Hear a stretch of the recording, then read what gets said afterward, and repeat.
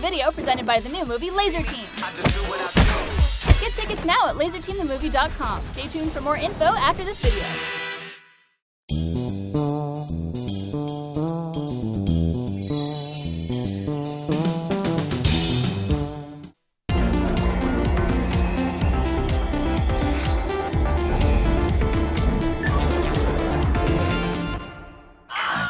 Hello. Welcome to The Patch. This week brought to you by Blue Apron and Trunk Club. Welcome back, Blue Apron. Watch you this, too, Ryan. Trunk Club. Ashley with the pro move, Nailed doing it. the hourglass immediately Nailed at the it. top of the patch.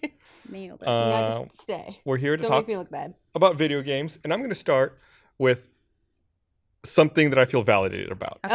All right. So, Yes. I got really upset about episodic games for a long time, and I swore off of them, Yep. and I'm finally going back and playing Tales from the Borderlands finally.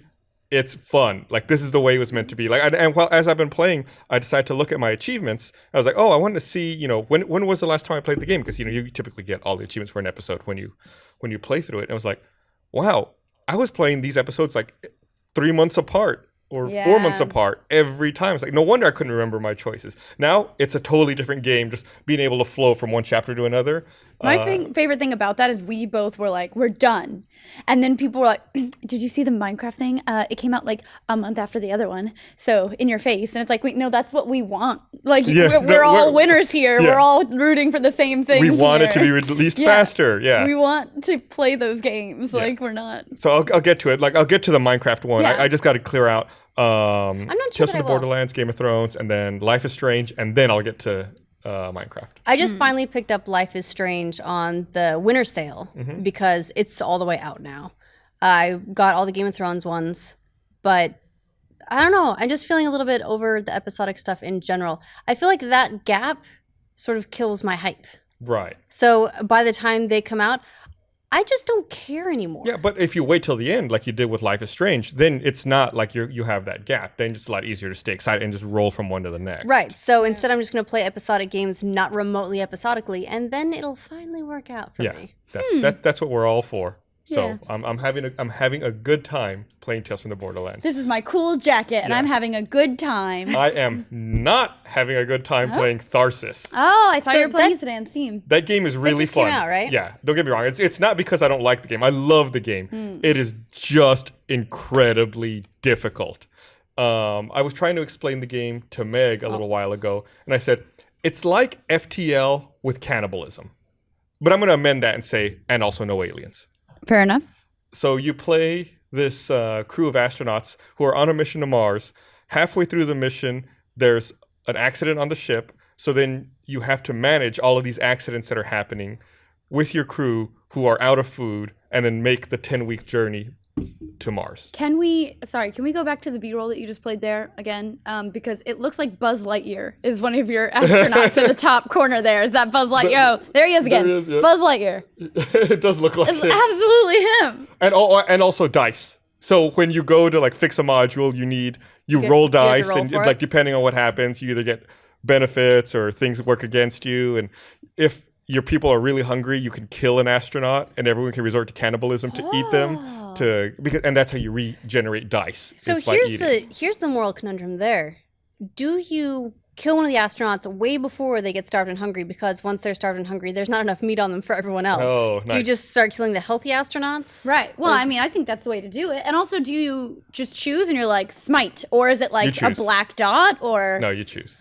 Also, I want the fun, like, the lottery aspect of it. there are some negative parts to it as well. Like if an astronaut commits cannibalism and eats another astronaut, their maximum health is reduced. Oh, that's not fair. You don't actually Yeah, that lose doesn't maximum seem- health for eating other people. There's no moral health. Well, Everyone. according to Book of Eli, you get the shakes. Oh, interesting. Really? Yeah, well, look, that's Book of Eli. Hey, the Donner Party made it. Some of them. Some Not of them. A small percentage, actually, of them. But they did. The rest can rest in pieces. That's right. And, hey, they also helped Delicious, other people. delicious pieces. Yes. Donner pieces. So it's a really fun game, and I'm super enjoying it. But like I said, very frustrating. Yeah. It- I was gonna look it up, and then I realized that I don't have the new Wi-Fi passwords on my laptop, so I can type it for you. I'm gonna be. Oh, you can? Yeah, just log into that and I'll type it for you.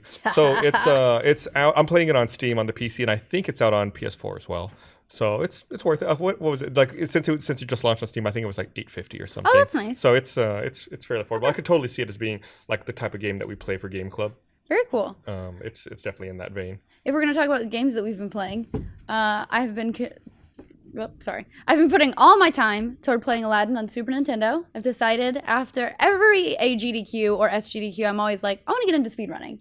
And I got serious enough about getting into Zelda speedrunning that I know a bunch of the strats, and I have a Famicom, and I have a Japanese 1.0 cartridge, which is the only way. Original Zelda? It's A Link to the Past. Okay. So I have all the stuff I need. The thing is about Zelda, it's like a good speed run. It's like, I think the world record's like an hour and 40 something minutes or whatever. You know what I mean? It's like a good long run. Mm-hmm. Then I saw an Aladdin run at AGDQ this year, and I was like, I know that game inside and out. And also the world record, I just looked it up, 16 minutes, 27 seconds or 24 seconds. 16 minutes, 27 seconds, and 140 milliseconds. Precise. It's very. So I was like, I feel this is enough. I know the game well enough already that I don't feel that entry hump of like overwhelming stuff. So Gavin and I have been speedrunning in our in our spare time. Can't talk. And right now our house record is 21 minutes and 50 seconds. It's pretty good. We've both not looked up any strats for like optimized routes or anything to the levels just to see how fast we could get. Now we're to the point where, bar one or two mistakes, we're pretty close to what the way we're going now is probably the fastest we can get that. So we're gonna have to start looking up strats. So now it's pro time. Yeah, no. So last night I started looking up how to kill Jafar quickly, the quick kill, as it were. Very difficult to do, but I got to the second cycle of it and then screwed up. So we're gonna go. Well, the problem I have, and I think it's really smart for you to go with Aladdin, because I know that with me, if I was doing like Zelda, where you said it was like an hour 40 minutes, I would get like an hour and a half in, fuck it up, and be like, I just wasted 90 minutes for no reason. Can I just tell you that he screwed up his bat cycle? What is this guy doing? Oh, he's fucking it all up. You can't be grabbing the sides either. That kills your time. Can I just tell you that speedrunners always talk about resets. Gavin and I will sit down, and the timekeeper is the person who's not playing, and then I will sit down and I'll get to like stage 3, and I'll be like, nope, fucked it up, and I'll just reset it. We probably reset last night 20 times. Wow. Because it's only 10 minutes of your time or whatever each time, but you just feel like, I've already screwed myself. There's no way this is even worth keeping going. Mm-hmm. So just reset it. So you're playing on, I guess by your reset motion, you're playing on actual like SNES, like original hardware? Yeah, definitely. Reset it. If I was going to speedrun something, it would probably be Myst. I wonder if there's gotta be a Myst speedrun. Oh, well, it's easy. You just have to memorize the right code, and then you go get the last page, and you put it in the book, and you're done. Yeah, there you go. So it's like you could speedrun Myst in like Myst speedrun, best ending, 1 minute 16 seconds. See, there you go, 1 minute 16 seconds. That's my kind of speedrun. There's always just skip the whole thing. Always a thing. I wonder if there's a 7th guest speedrun. I should look that up. I bet there's not. I'm like the opposite of speedrunning. I like taking my time on a game. If I'm rushing through a game, I feel like I'm playing it wrong. Well, but it's never, you would never speedrun a game you'd never played before. Like, you definitely would only want to speedrun a game you've played 1,000,000 times. So it's like there's also no game I want to play 1,000,000 times. Really? No. Oh, man. There's no game that's like that for me where I would spend my life just trying to play that one game better. Interesting. I love replaying. Like, I play the same games over and over and over again. So I feel like I'll play the same games maybe a couple of times, but it's always that whole big experience. And whenever I play them, I tend to play them the same way, and it's usually completion-y. Yeah. I see Let's Plays for 7th Guest, but I don't see any speed runs. Guys, first speed run. Oh shit! Don't say it on the patch. Now everybody knows. Yeah, you'd let your secret out. You can do it at a SGDQ, which is in the summer, right? Mm-hmm. I think it's the same time as RTX, though. I'm a mess. It is. It's the same. You'd have to fly directly from RTX to SGDQ, and you'd miss the first bit. bit. Test your dedication. Yeah. No, definitely. You'd have to make a speed run out there to get there in time. To Minneapolis or wherever it is this year. I think it is in Minneapolis. Yeah. So very exciting stuff. Very excited to do that more and keep resetting. And the best part, you were saying by my motion, it must be Super Nintendo. Gavin last night was like, I like to reset it. Wait, what do I slide? Because his is completely different. It was Their different Super in the UK? Nintendo is like I think it's a reset button. Weren't there a couple revisions or a couple different models where some are like that? The UK has it, and then Famicom I think also has a reset button, but the US one is like a slide. Yeah, I know late in the life of the SNES, they released a revised version of it that looked all weird. I think it was like angular or something.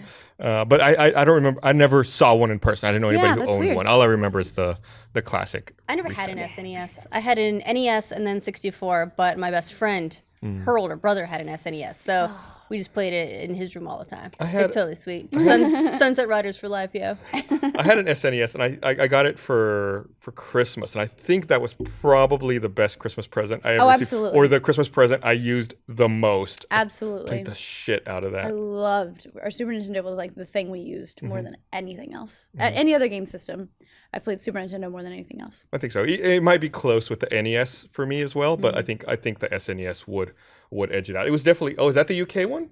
So Yeah, and it looks just like the Famicom. Which yeah, that looks like the exact same. Japanese one. So Yeah, okay, interesting. they have their stupid colored controllers. So then, yeah, that's right. It's not buttons. Yeah, it's not gray. We want our gray, and bluish. Yeah. So then, I wonder if the Super Famicom cartridges fit into the UK console because they were shaped slightly differently. Yeah, I think they look. Their cartridges look completely different than ours. Ours are like super angular and like.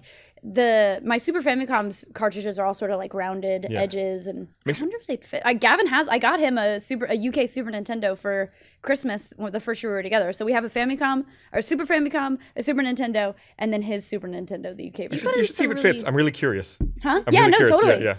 You got some really sweet Aladdin art too, didn't you? He got me. He we made Aladdin art for me. Yeah, of our favorite passcode in the game. No joke. It was like not to be gushy, but it was like the moment we knew we were meant for each other. Was we were at my apartment and we were playing Aladdin on Super Nintendo, and I was like, "Oh man, Genie Jafar Aladdin Boo, it's the best passcode." And he was like, "It's my favorite passcode." Like, no, I know that, and so he made me an art that has Genie Jafar Aladdin and Boo in it. It's so cute. Yeah. Oh, well, look at you. Well, I hope that you refine your technique and that Thank we you. see you. I want that at Jafar SGDQ. quick kill. I want it bad. Yeah. On the subject of playing games, I am actually replaying a game right now. I'm replaying Psychonauts. In celebration of it, in celebration of the sequel getting funded, I went back because I bought Psychonauts on Steam a little while back, and I mean, for those who I guess aren't familiar with it, it's a like an action platforming game from 2000. I don't know, 2006, Came out PS2 era. Yeah, it was PS2 era. I played it was PS2 and Xbox and I think PC. And I always thought it was criminal that it wasn't released on GameCube. Had convinced myself that this game would have sold amazing on GameCube because it's this very cute, cartoony sort of style. At the time, I didn't know that GameCube had 4% market share. And so I had convinced myself that Sega, if they had only put it out on GameCube, this game would have been a success because it commercially never quite reached its potential, I think. But Double Fine just crowdfunded a sequel. And so we've been trying to get a sequel for like 8-9 years now. It ends on the perfect note to launch it into a series. And it's the perfect kind of game for it too, because you go into people's minds. Like you're a kid. Raz, have you guys played it? Mm-hmm. I've never played it. Okay, so you're a kid, Raz, and you sneak into a psychic summer camp. And then you go into people's minds and you make them better. Basically, you take care of their emotional baggage. Literally, there's actual trunks and purses and all that stuff all over the place. And you like fix what's wrong in their brain that's making them crazy.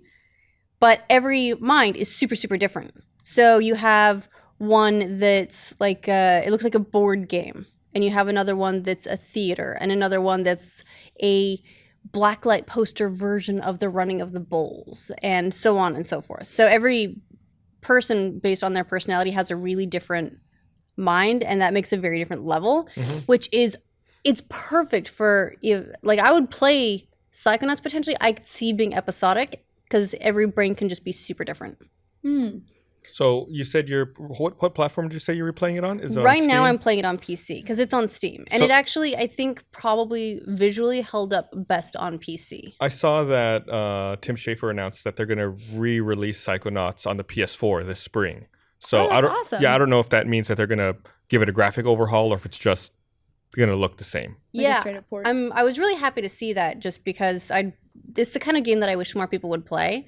It's a lot of fun and it's super cute and just very. It looks like it was fun to make and it's fun to play. It's not without its problems. A lot of people hold it up as the holy grail of all gaming everywhere. You know, we do like people who are fans of Firefly.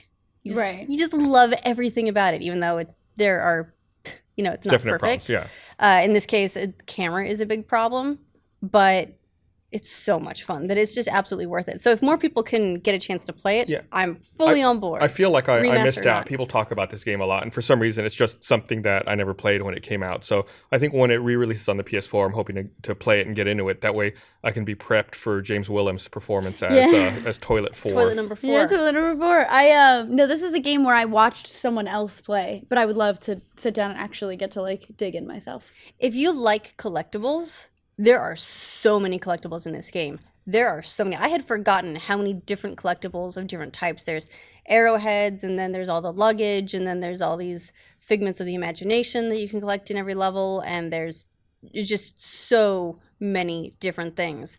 I'm pretty sure I 100%ed it the first time I played it years and years ago, and I seem to recall it driving me up the fucking wall to do that. I did it anyway, but it was, you get to the point where you're just angry. Yeah, I'm not a fan of collectibles to begin with, so that sounds kind of I was intimidating. just thinking to that. me. I was like, I'm not a huge fan of collectibles, except for the only exception I can think of is the Chimpokemon in the Stick of Truth? Yeah. Every time I saw one, I was like, Chimpokemon! Every time. I think it mostly comes down to achievements, and that kind of thing is what it really nets you. Maybe I'm off, and I'm sure the internet can correct me if so. I don't recall there being anything really super exclusive for getting all the 100%, except that you did it. You did it. Yeah. You have bragging rights. Right, exactly. It's not as concrete as the other game I just 100%, which was Guacamelee. Oh, nice. I saw you playing that quite a bit on Steam. I was. So I went back. I started from the beginning because when I'd been playing it before, I played it. I got really close to the end, and then I took a break and just never went back. And then by the time I tried to go back, it was at the end of the game. I'd forgotten every single move and was just super frustrating. So I started the whole thing over again on the new version, no less. Super Turbo Deluxe Edition or whatever. Yeah, Super Turbo Championship Edition, I think Something is what like it is. that. It's just something stupid, but the whole time I was playing Shadowrun Hong Kong, I kept seeing it. You pop up in my Steam like Ashley is now playing. Yeah, Guacamelee. So you're wrecking your body When I was playing wrecking my butthole Shadowrun. playing Shadowrun. Okay, wait, explain this to me. It's not very video games related, but how did this happen?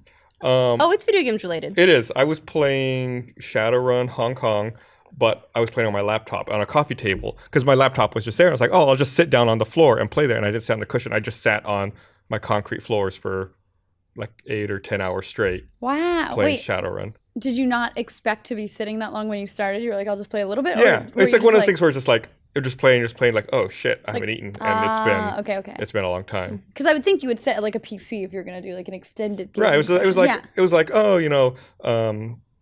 I got nothing to do. There's nothing on TV. Oh, my laptop's right here. I'll just sit down and play for a little while, and then I'll go do something else. I didn't know sitting on a flat, hard surface could do that. It's the second time it's done it for me. Wow. Yeah. So just be careful. I think, so I talk about the Sunday when I did this a lot. The day before on Saturday, I had also sat down there and played quite a bit. So that's why the laptop So was you there to begin prepped with. your butthole. My butthole was primed for, Yeah. for hemorrhoids. It was, so yeah. So anyway, Yes. while I was injuring myself, I saw you were playing Guacamelee the whole time. Yeah, well, I got in a little bit over my head with Guacamelee because when I was playing through the first time, I didn't know about this whole hidden area called El Infierno. It's hell.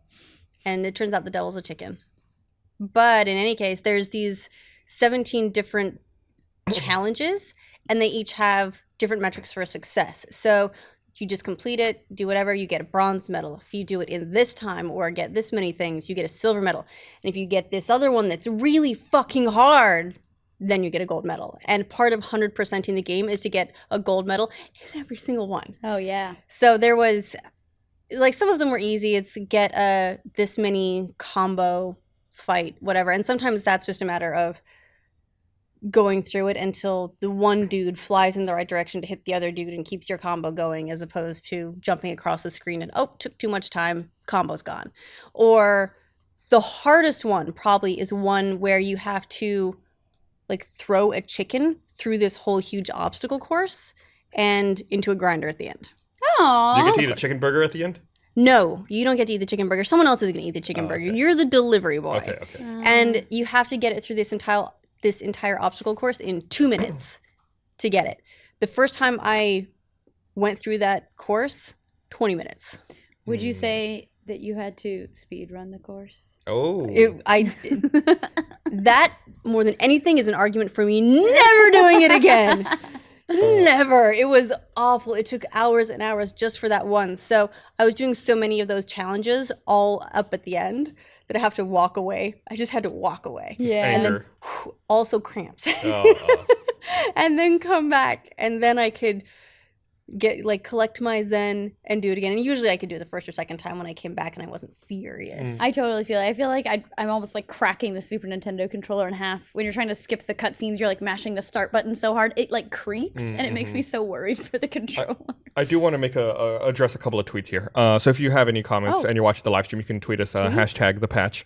Who is this? Dave Crow, Crowbo360 says, SNES and Famicom carts weren't compatible, but you could buy a converter to make it work. I think I just want to clarify. We were talking about UK SNES and whether or not, because they look different, just to see. And someone sent us a picture of their Irish SNES. And yeah, I mean, it looks like a Famicom. It says PAL version on it. Yeah, Gav says that as well. Also, did you get this used? Thanks, Garvin, did you get your Irish one used or something? Did you put stickers on that shoe? What did you do to that I assume poor this box? thing's over 20 years old. Yeah, but that doesn't mean it needed. I mean, where do the stickers all come from? I can see kids putting stickers on it.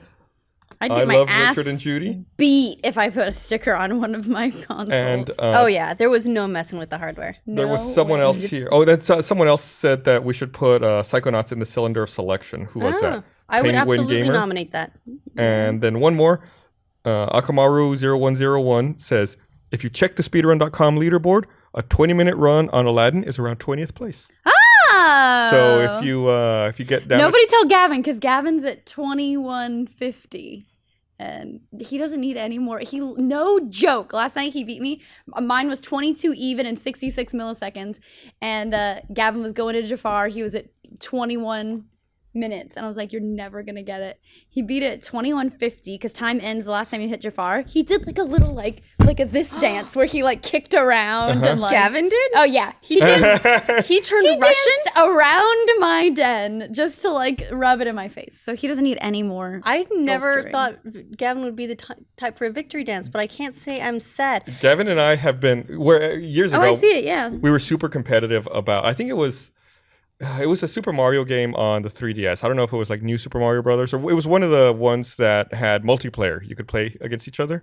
And Gavin and I, it actually might have been the DS. I don't even think it was a 3DS. Anyway, whatever. I'm getting sidetracked. We would play multiplayer so much against each other. I remember one year at San Diego Comic-Con, we were in a hotel room after the show was over and we just kept playing and playing and playing. And at one point, I beat him and I got so excited, I ripped my shirt off and started running and screaming around the hotel room because it was like such a close game. And if you ask him about it, he'll still talk about it. He's like, that was really intense. It was so bizarre. He loves that. Yeah. So his time, I've got the official leaderboard here. It's interesting that the first place is on an emulator, but yeah. I thought those didn't count. Yeah, that's why I'm surprised they're all together.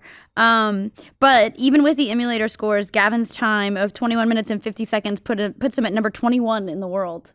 So we should really be recording these, is what it sounds like to me. You guys should stream that stuff. Yeah, I want we to have so bad. like a whole channel that we don't use. You need a special card to stream from a SNES. So, and actually, believe it or not, Ray was helping me buy the card when I was thinking I was going to stream from my Super Famicom. So I got to get it because I definitely want to stream it. It's been a lot of fun. Cool. Yeah. Let me read this thing right Yeah. here. Want to remind everyone, this episode of The Patch is brought to you by Blue Apron. You need to know how to cook.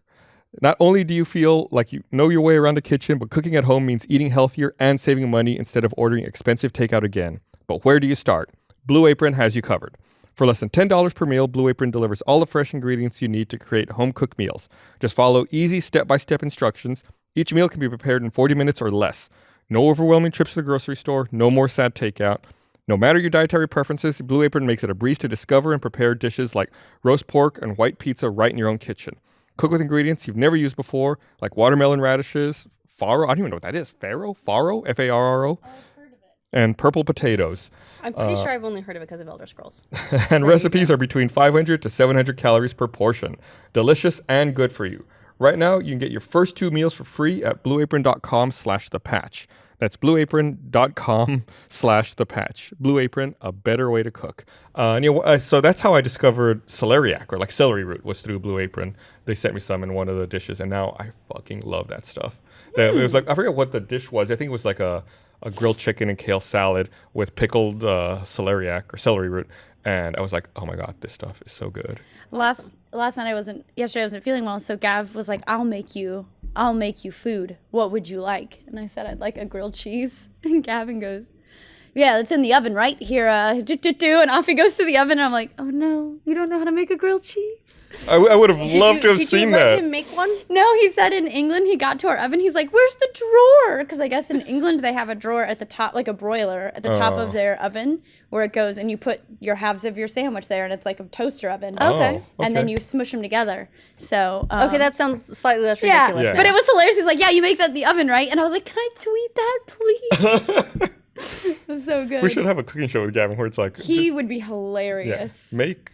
And then just name simple things. Just name it and see what it's unless it's pasta and canned pasta sauce, he's in over his head. Although, made a hell of a grilled cheese last night, we'll say. After some guidance and a lot of laughter. If you're like Gavin and you can't even make a grilled cheese, you can still do Blue Apron. Blue Apron. And you can read, you got it. Yeah, you can look at pictures. It's got easy step-by-step pictures. It's really handy. I love it. I love stuff like that. Yeah, Because I'm the same way. I definitely want to dive into that stuff. So getting back to the topic of video games, I gotta admit, I had forgotten about The Division. I think it looks so interesting. I feel like it's not getting any love. Yeah, I felt like I was super excited when it came out, and then they released this trailer today, and I was like, oh right, that's coming out in less than 2 months, March 8th. I had to look it up, and the trailer still is really cool, and I think this is a game that I would love to play, and it's going to be here soon. Mm-hmm. I think it looks really cool. A lot of people were very down on it. Like Ashley said, it got delayed. I think a lot of people have just kind of written it off. But this had, and I was worried about it, this had like kind of a Dead Island trailer for me. They had a trailer, maybe it was from E3, perhaps before, of like the family. You can tell the daughter dies first, then the wife dies, and then the husband kills himself. And like, it was this really cool emotional trailer. And I thought, oh God, please don't be a Dead Island where the trailer is more interesting than the whole game. I think that was the reveal trailer, wasn't it? Was it?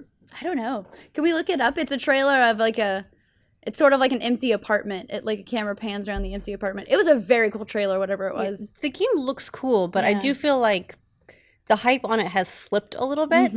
Just because this is what, third delay? It's easy to forget that it's actually coming out because it's been coming out and then not coming out so do you think also maybe it's a side effect of like post holidays, like it hasn't been hyped because they've been pushing their holiday stuff, and now that we're through Christmas and we're into the new year, it's like okay, now hopefully we'll start seeing more marketing for it, and like we'll start getting more messaging about it. Yeah, there were so many games that slipped out of this past holiday to February or to March that it seems like there should almost be no downtime, but it's actually been kind of a quiet month so far in terms of marketing. You're not hearing a lot of statements from any of the game companies. Nothing is really coming out, even though they do have games coming out pretty soon.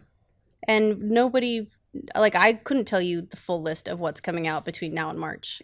The only thing I've heard about the Division that division that made me nervous is there was an interview, I believe it was at E3, now I have no clue, I've hit my head since then, but it was someone talking about if you are by yourself, it's very much a group game. So if you're by yourself, you can go and get supplies, but you're not going to want to wander far because you'll quickly be overwhelmed, and that worries me because I like to play games by myself. Me too. I find it difficult to coordinate extended periods of time to play with people. Like, I feel like I'd show up, be like, we play for 10 minutes, be like, oh, shit, something came up, I got to put it down. And then I just leave my friends hanging. That's one of the reasons that I got out of MMOs in general, is it takes like an hour to get an activity going.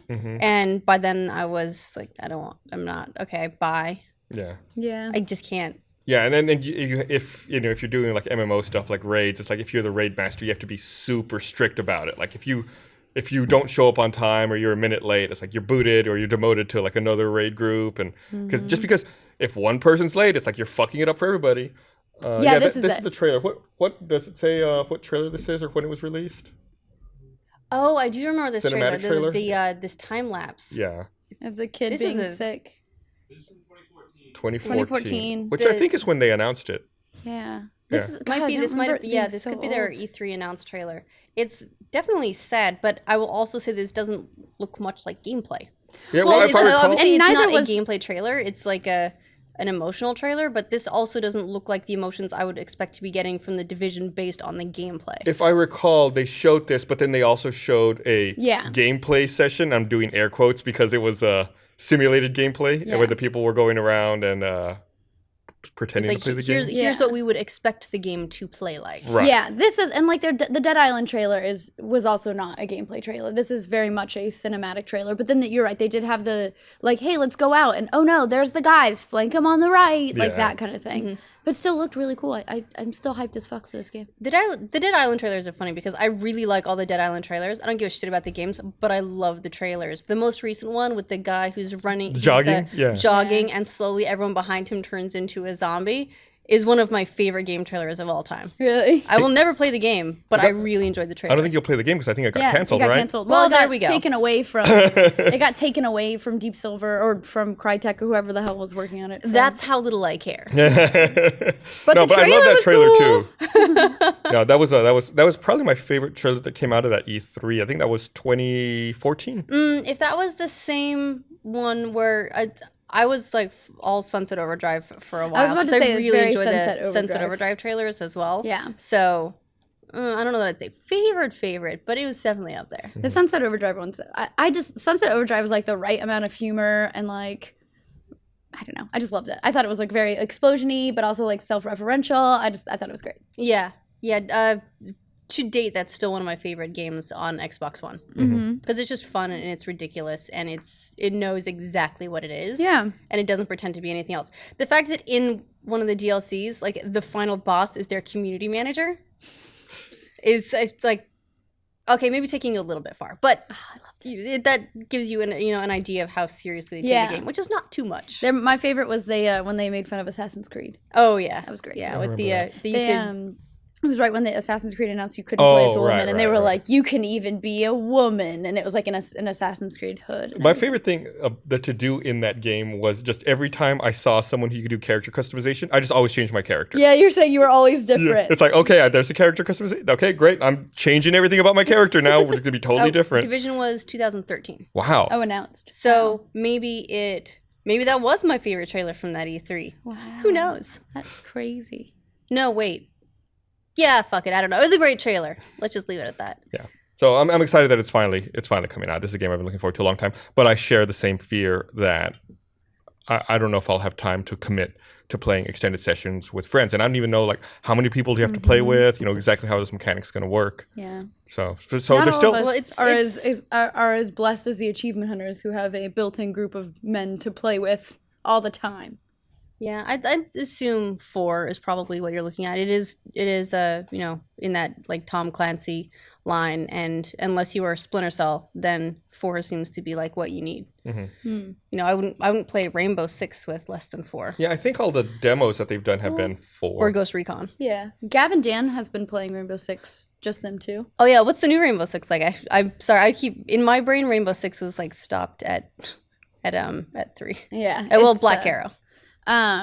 Yeah, they've seemed to have a lot of fun, but I don't know if they said some matches they would just be like immediately overwhelmed. Yeah. Again, I think that's definitely in that game. You need to know everyone you're playing with. You need to have like a squad. If you just show up with a bunch of randos, you're not going to make it. Mm-mm. So I don't know. That's a fun game. It's not perfect, but if you've got a couple of friends to play with, it's fun. It looks like Peter Hayes F1 on Twitter just posted a picture of the difference between the NTSC SNES and the PAL SNES, and it looks like the cartridges, the inside, are quite different. The number of pins they have and the shape. There's gaps. Here we go. There's gaps in the PAL SNES, and there's not in the NTSC SNES. Right, but what I'm most curious about is what does the PAL SNES look like compared to the Japanese SNES? Well, but I think that SFC one, is that the Super Famicom. Got it. So those two. So they are very different. Oh, so they took the shape for the PAL SNES But then they took the pins from the North American. I wonder if that means I could take an SFC cartridge and shove it in my North American one, because it looks like the same number of pens, and it doesn't really matter if the end shape matches or not. Oh, there's notches, though. Probably not. Here's the thing. No matter what I say on this, I'm never going to put something that doesn't belong in the other ones. Yeah. I'm never going to be like, I wonder if clonk. Well, like someone said, I'm sure there's a converter or something, or some kind of attachment. I just bought all the systems.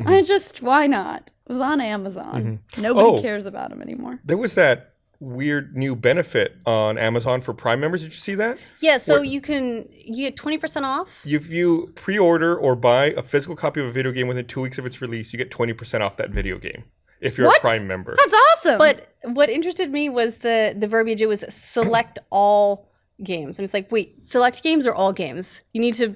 Yeah, select all games. Like, it's not both of those things. That's so we need what that to know message what that meant in the is. Slack chat. Yeah. I was like, I couldn't find the root of the joke, and I was like, I bet it was funny. Yeah, we were discussing it, trying to figure out if that meant it was all games or just some games, because their official verbiage was so confusing. Yeah, and even if you look at like their about this program or like their FAQ for it, it's like it takes you to another page with like no background. It's just like a couple of questions. It's really weird. Like they very quickly put it together and then just kind of launched it, and you don't even see the special or the discounted price until you're in the checkout process. Weird. Well, I'll buy the Division physical copy. Screw it. Yeah, but I mean, obviously it's Amazon. They want to ship you something. I wish it also applied to digital.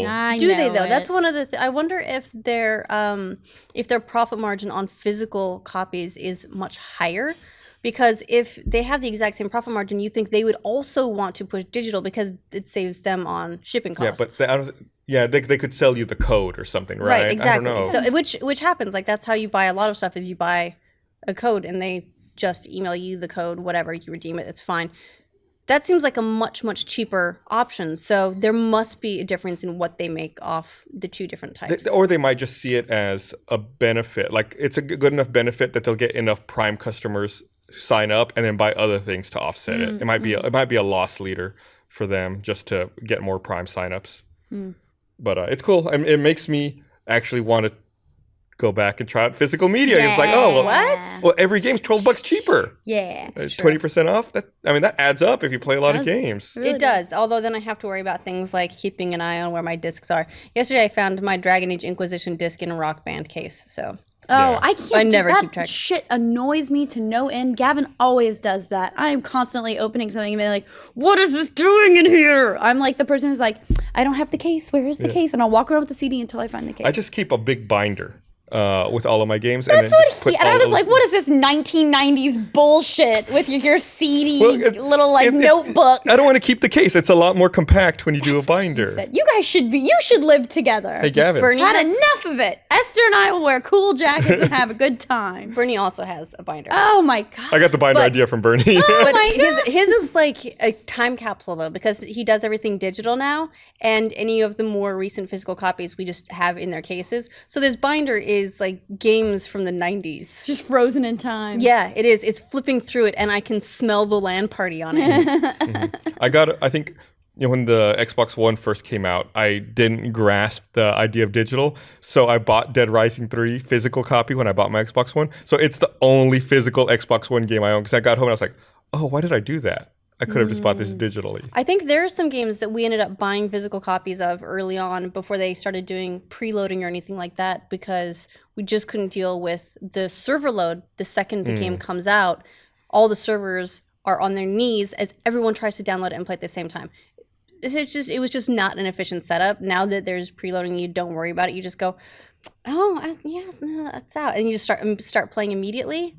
Or you can Perfect. I don't even think about enter codes or redeem stuff from your phone. Like I've done that before, like on my PS4 or my Xbox One, where it's like, oh, I wanted to play that game when I get home, and I'll like buy it and then start the download from my phone. And I get home, like, all right, it's all done.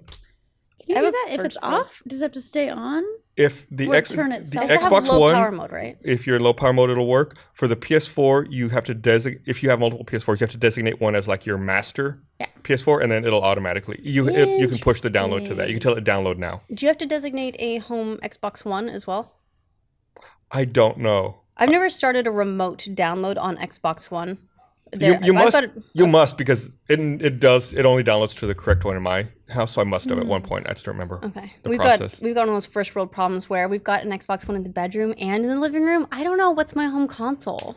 Interesting, because everything is Gavin's home console, and I only have mine that automatically logs me in. Everything else is like, "Hello, Gavin," and I'm like, "No, everything Gavin, logs. you're stupid." Everything logs Bernie in too. Yeah. But I just kick him out unless I want to use his Netflix. And it's the riskiest thing because A, I'm using your Netflix, which never goes well, and B, you're probably doing something on your Xbox, and now I'm kicking you off. Oh, trust me, I try and screw up Bernie's Netflix recommendations so often. He'll log in and say, "Why are there romantic comedies on here?" And I say, You give an evil laugh for it. I gotta stop kicking the table. I'm sorry, studio crew. No, you can keep kicking the table. Just don't kick the mic. I got one more thing to read here. I want to remind everyone this episode of The Patch is also brought to you by Trunk Club. Don't waste a second of the new year in a crowded mall. With Trunk Club, you can make your 2016 your most stylish year yet. And the best part is you won't have to do any of the work yourself. Trunk Club takes the hassle out of shopping by finding the best clothes for you and your style. You look like $1 million and will always have the perfect clothes for the season. At trunkclub.com/thepatch, you answer simple questions about your style, preferences, and size, and you're assigned an expert stylist. Your stylist will handpick clothes from the best premium brands, just approve of what you like and send back what you don't like. Trunk Club also offers locations in LA, Chicago, Dallas, DC, New York City, where you can meet one-on-one with your personal stylist. Just like that, a trunk arrives on your doorstep filled with handpicked clothes that are perfect for you. Try them on, keep what you like, easily return what you don't in their prepaid trunk. Trunk Club is not a subscription service. You only pay for the clothes you keep from your trunk. No hidden charges, just great clothes. It's a brand new year full of possibility, and with Trunk Club, you'll start the year off looking great in clothes picked just for you. Get started today, and Trunk Club will style you for free, plus free shipping both ways. Only pay for the clothes you keep. To take advantage, go to trunkclub.com/thepatch. That's trunkclub.com/thepatch for a trunk filled with clothes that you'll love wearing. Thank you, Trunk Club, for keeping us looking good. And don't feel left out if you're not in one of those cities that doesn't have a stylist. They don't have one in Austin. I did fine. Yeah, they have one nearby. She's in Dallas. Yeah, but it's not local. Whatever. Yeah, internet. She did a good job. I talk to her all the time. Was it Jessie? Ooh, it might be. Oh Yeah. my gosh, she emailed me. She emailed me today, so let's find out. Go in my email. Don't have the Wi-Fi She's password. familiar to me too. Hold on, now I'm gonna look at my email. She's the only one I know, so hopefully it is her, and I don't look like an idiot. Stop Never. asking me for the password. While you look that up, I'll... Jesse Lewis? Yep. Yeah, That's what up, Jesse? Shout out to Jesse. Shout out to Jesse. Sorry, I sent everything back on my last try. It's all about trying stuff. Yeah. So, speaking of things that are Meg related, Yeah. Crypt the NecroDancer is coming out for PS4 and Vita. I saw it when I went to PSX. They had a little setup there, and they were showing it off. Did they have a dance pad as well? They had the dance pad. You can hook up the pad to the PS4 version. Yes. Okay, Yes. cool. And it's coming out February 2nd, so here really soon. Such Every a now and great again, game. I go back in and I play this for a couple of levels, and every single time the music is in my head the entire day. The music on it is fantastic. So great. I've left the dance pad here because people kept using it, and I was like, nah, screw it. They sent 2, so I was like, I'll just leave.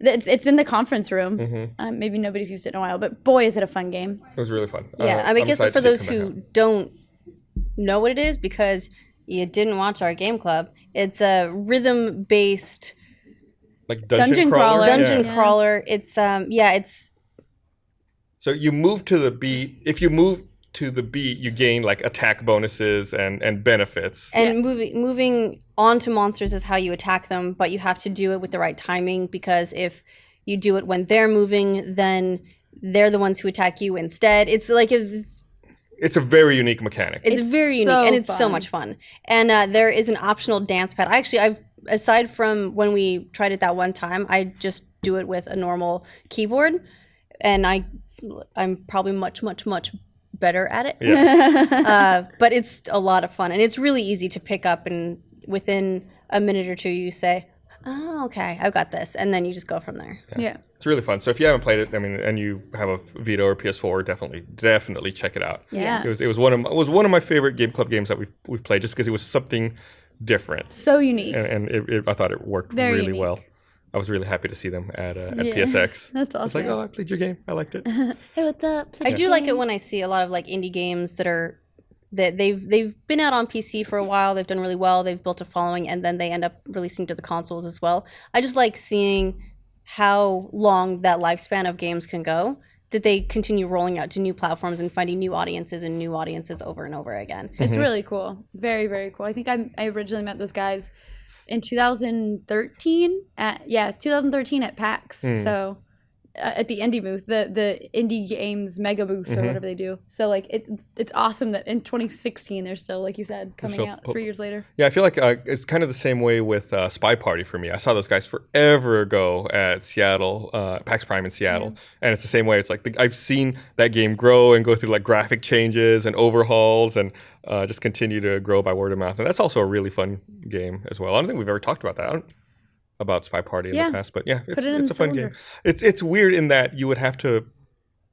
I mean, ideally, you would play against someone else who you talk to, like a friend. Yeah, that's the way it makes the most sense. We'd almost have to like coordinate that and coordinate like play sessions with each other. But that's a really fun game. I played it with Jordan a few times. Very very frustrating. So I had forgotten about this game, and I saw that the sequel finally got a release date. I guess Homefront 2. Or Homefront: The Revolution is coming out in May, on May 17th. Isn't that the one where it changed developers or something? Oh, did it? Yeah, I think so. So might have been another. Was that a Deep Silver published game or something like that? Yeah, Deep Silver. I think the first Homefront might have been THQ, and I think after they went away, that's why it changed hands. The first Homefront, I thought it was a great premise. They had some really good ads and marketing material, but I don't remember that game at all. I remember playing it. I know I beat it, but I remember just kind of being underwhelmed by it and not really remembering much more than it.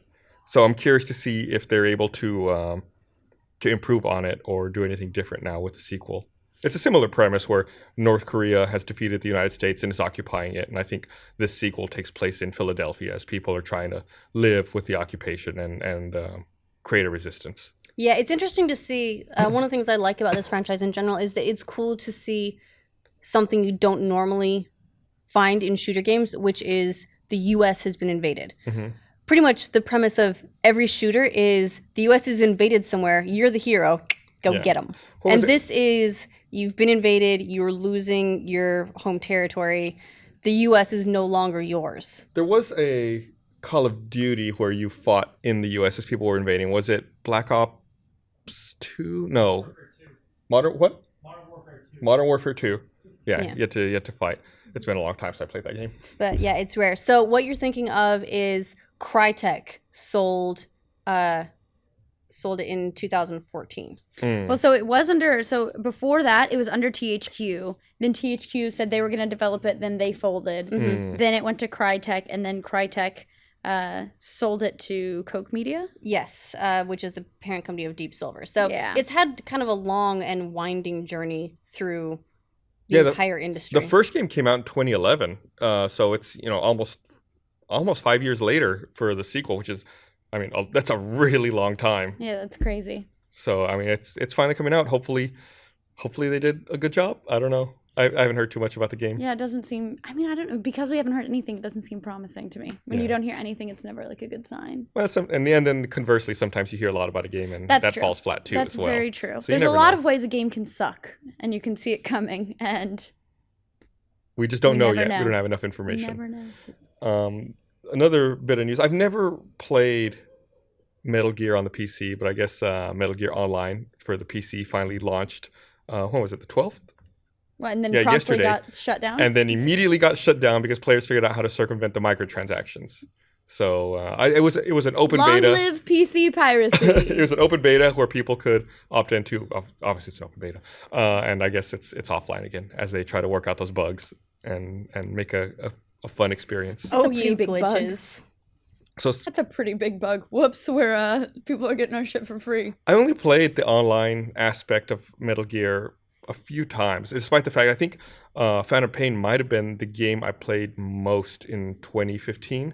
I really just, it took a while for the online stuff to come up and start working, and by then I don't know, I wasn't interested. And I played a couple of matches, but just never really fell in love with it. Well, Metal Gear seems like one of the games where people primarily play it for that single player experience. That's what the series is. That's what it's known for. If you ask me, that's one of the reasons that, in spite of being reasonably polished, the multiplayer in BioShock 2 never took off. No one really played it. It's not why people play that franchise. I had problems with the multiplayer in BioShock 2. I felt like players would slide too much. Like the I don't know what it is on the server side or on the client side, like player positions weren't precise enough, and you'd be shooting at someone and then they'd slide over a little bit and then they'd slide in the other direction. Like you weren't ever quite sure. They were where doing the electric slide, were. Gus. Yeah. The kids do that. The kids in the 1970s, maybe. Oh, those Woogie, kids. woogie, woogie. And then so you were talking about piracy on the PC. I guess a hacker group has said that they've pretty much given up on trying to crack Just Cause 3. Yeah, and saying that it's nearly impossible. Well, but then they were saying they went back to it. They had nearly given up, then they went back to it. But they are predicting that in 2 years' time there will be no more piracy. But that's it's never so the hard. case. I mean, like piracy, encryption, everything like that is simply an arms race. So they will eventually figure out this one system. Someone will develop a new system to counter that, and everyone will move to that. It's like, remember a while ago, what was all the crazy DRMs? Secure ROM, and those were the big DRMs, and everyone defeated those. So they moved on to other DRM. Now a lot of it is always connected type DRM if you have Steam or whatever, but this new one, de novo, is supposed to be very algorithmic and very difficult for them to get around. And I think what I read was that a lot of developers don't use it yet because it's cost prohibitive. It's Right. rather expensive. Yeah, and the downside to that being that then the companies that have a lot of money are able to afford that copy protection, and the smaller devs that actually need every sale they can get are the ones that can't afford it, which sucks. It was also interesting. I think I read a quote. It was from a guy from Denuvo who was like, now our software is so secure because there's two games. I couldn't remember. It was like FIFA or Yeah, it was FIFA and Just Cause. Yeah. They hadn't been able to crack. He was like, the games are so secure that companies that weren't even going to release on PC are going to start releasing on PC because they see how secure our system is. And it's like, oh, you are such an ass. Give me a break. I mean, good for you, yes. But he seems like the give it a flu shot guy in Hackers. I mean, come on. Yeah. Give it a flu shot. That should be a clip we just play on this show over and over again. So yeah, didn't you make a reference to that last week? Yeah. Oh, yeah. Oh, because I just watched it. It never I gets just old. been everywhere. Hackers. Yeah, so it's issue, and I've been playing Just Cause 3 as well, but I've been getting sidetracked by these other games. You know, that's actually I was hearing so many issues about like frame rates and frame rates dropping and everything else, but I've actually seen Gavin's been playing it and he really enjoys it. He's like, it's really fun. Is he playing on the PC? Yeah. Yeah, it's fine on the PC. It's on the consoles. It's like totally lags. yeah. So yeah, I was watching. I think I was watching Jeremy play it the other day. Oh, yeah. On the Xbox One, I was like, oh, like I was just watching the frame rate drop. I was Jeremy's yeah, like, sometimes explosions will go off and then it's just a picture for a while. Yeah. But no, on my PC, it's been fine. And good. It's a fun game. This is. I hadn't played any Just Cause before, so this was like my trying to get into it and learn about the game. But I got sidetracked by Tales from the Borderlands, all this other shit we've been talking about. Yeah, that'll Tarsus. Trying to That'll get to happen. Mars, eating as few people as possible. Are there achievements for eating no one or eating one person? There- so- let me to look up the Steam achievements. At the end of the game, like when it finishes with your ship blows up or you get to Mars, I have not gotten to Mars yet. It gives you like a summary of your game, and if you've had to resort to cannibalism, it deducts points for that. That's so lame. Why doesn't it award you for being resourceful? I know what's wrong with little cannibalism. Why? I agree. There should be like voluntary cannibalism, like I've got enough food, in the but game where it's like, oh, I really don't use my left arm too much. We can cut that off and we can all eat that. Yeah. All right, this game has 12 Steam achievements. And I think Steam one of them is to eat so many human meals. Let's see. Reach Mars with 3 more crew alive. Reach Mars without cannibalizing, so there is an achievement for that. Repairs, research, survive a turn, travel a billion, survive 3 turns with only 1 crew member, eat 120 human meals, There you go. and get all crew classes. Yeah, so there are ones for playing through in various ways, eating lots of people and eating nose of the people. Eating what of people? Nose of the people. Nose of the people. Eating the noses of the people. Oh, it's like Yes. it's really chewy, full of cartilage. It's like jerky. Gross. Dry it out. So I had a topic I wanted to talk about, but Ryan isn't on today's episode since he's like our poor Eli. our big Got a VR fever and he had proponent. to go away. He tried to show me a picture of his kid. He's like, hey, look, my kid's at school. And we were in the middle of a newsread. And I was like, I don't care. Let's finish this newsread. And then he was like, my kid has a fever and I bet you don't care. It's your fault. So I guess Animal Planet is streaming the Puppy Bowl in VR this year. Yes. So- Is it actually VR or is it 360 video? I think it's 360 It's probably video. going to be 360. Or it would be cool if it's floating perspective or something like that. But because it's not a rendered thing, it's not a game, this is a real thing, the most you're going to be able to do probably is pop around to different perspectives as you like and rotate 360 degrees. I can't think of anything more than that they could do. I Right. just want to look at all the puppies. Well, you can do it in VR. Yes. I can also do that in 2D, and I probably won't do that either. Yeah, I do have a puppy. I could just look at my Yeah, dog. but looking at other Other dogs dogs. is so much better. Yeah, sometimes. Oh, yes. No, don't pause it. Oh, I just want to. Oh, it's maybe the video is where he paused it. I just want to look at the puppies. Yeah, sometimes Esther will be like looking at pictures of our dogs as puppies. I mean, like the dog is right there. You could look at like the actual dog. No, It's the like, picture's cuter. No, it's Cute, yeah. it's spoiled now. Look how cute they were. Yeah.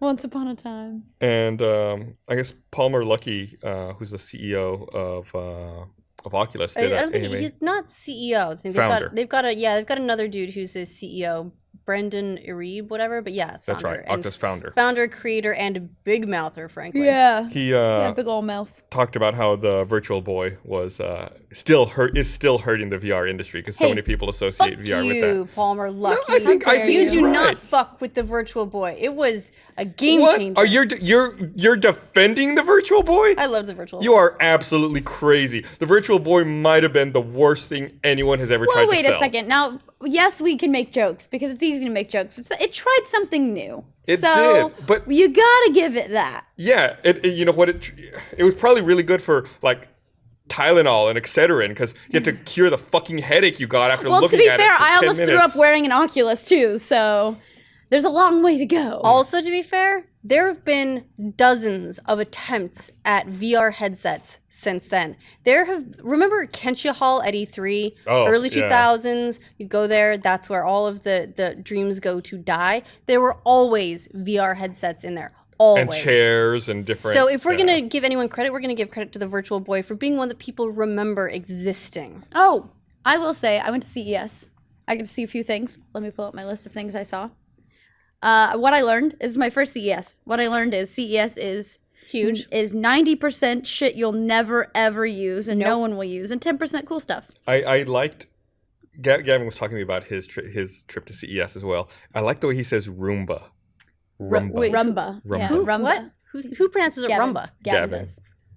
My Rumba. He says Rumba. Because he's British? Yeah. Not because he's So- like, Does he shit. sleep in his bedroom? Yeah. Yeah, he Two does O's actually. is a U? It's like people from the Northeast say that too. They say rum. Fascinating. It's a little bit like, have you seen that movie that's coming out, The Witch? But the poster looks like it's spelled with two V's. And so all I can do is read it as The Witch. The The bitch. The Stop bitch is the scary. bitch. Okay. So I saw. I wish I should have sent these videos in. I've screwed up. I'm sorry. I failed everyone.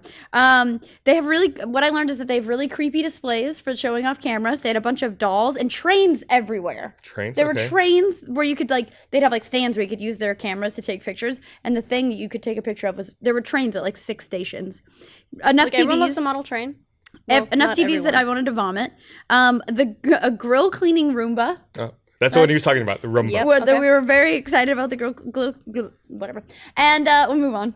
And about 100 Fitbits for dogs. Why does a dog need a Fitbit? It doesn't. I don't know why there were so many Fitbits for dogs. And they were the lady was like, look, you put it on your dog. It tells you how active your dog is. Then when you get home, you know how long to take it for a walk for. No, right. I take it on the same loop every day, regardless if she sat around or if she chased something. Technically speaking, Joe the cat also has a Fitbit. Interesting. It is his the GPS collar we have on him. It was bought by another company, and so they updated the software, and it's a different app and all that. So it's now under something called a Whistle family, and it will tell us it's like, oh, he's reached his activity goal for the day.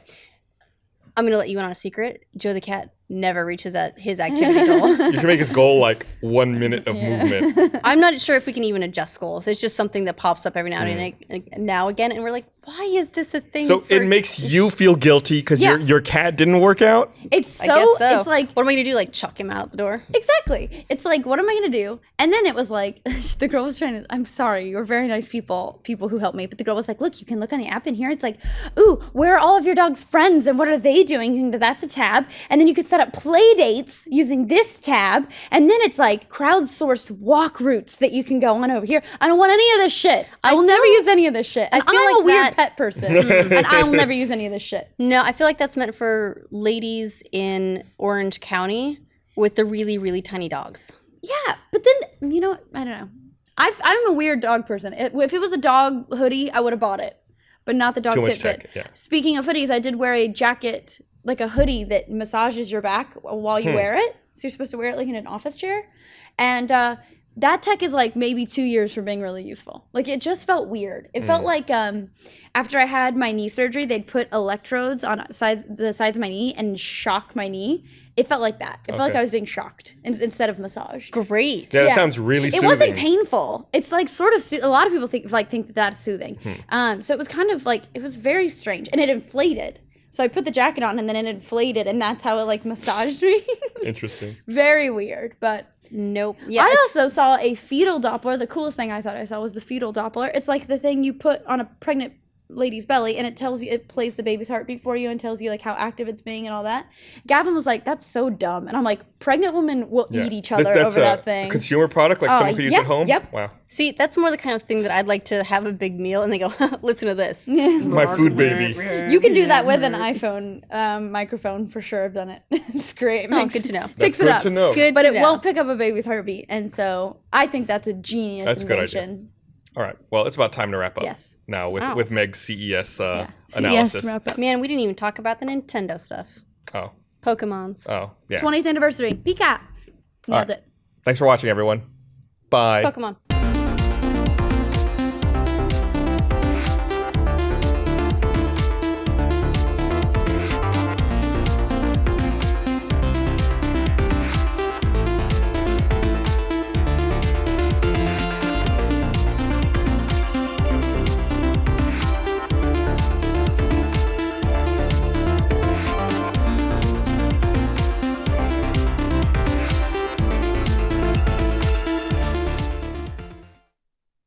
Hey everybody, I'm very happy to say that our movie Laser Team is headed to theaters this January. So head over to laserteamthemovie.com to see if it's playing in your city. If it is, buy a ticket. And if it's not, we've given you the ability to set up a screening in your town through a partnership with Tug. For more details on that, go to laserteamthemovie.com. Thanks, gorgeous.